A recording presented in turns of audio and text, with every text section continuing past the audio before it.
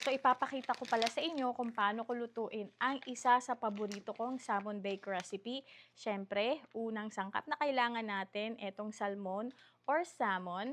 So, eto nga pala yung hinuli namin this summer, fresh na fresh, galing ng dagat. So, ipat dry lang natin siya gamit ang paper towel. So, ang gagawin ko muna, dahil nga mga wild caught ito, meron tong mga tinik.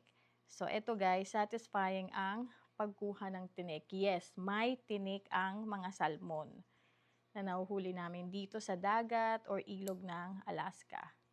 Yan, nakikita nyo ba yan? Ang haba, di ba? Hihiwain ko siya guys sa gitna.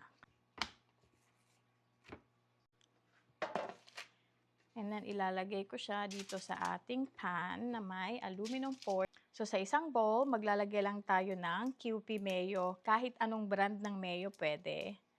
And then, maglalagay din tayo ng fresh lemon juice. Kung gusto nyo palang lagyan ng konting sipa, maglagay kayo ng sriracha, onion powder, at ng garlic powder. Halu-haluin lang.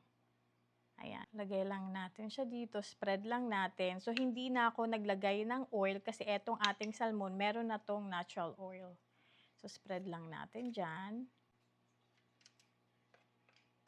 Tapos, ito yung pinaka-secret ingredients natin, guys. Etong sinigang mix powder at etong Lipton onion mix powder.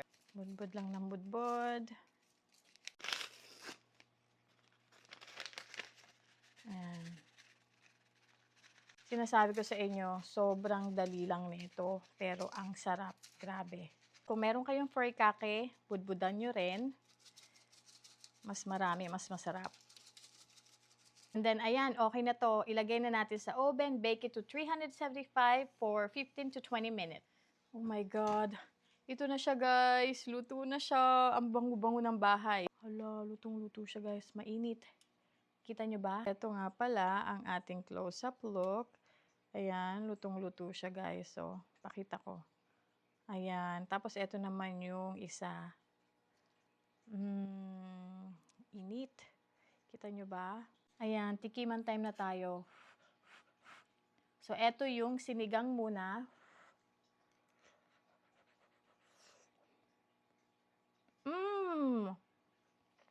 Sarap.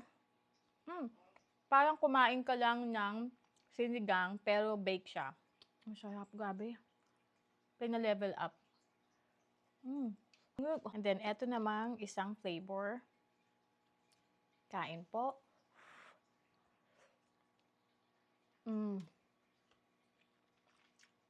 Ang sarap din.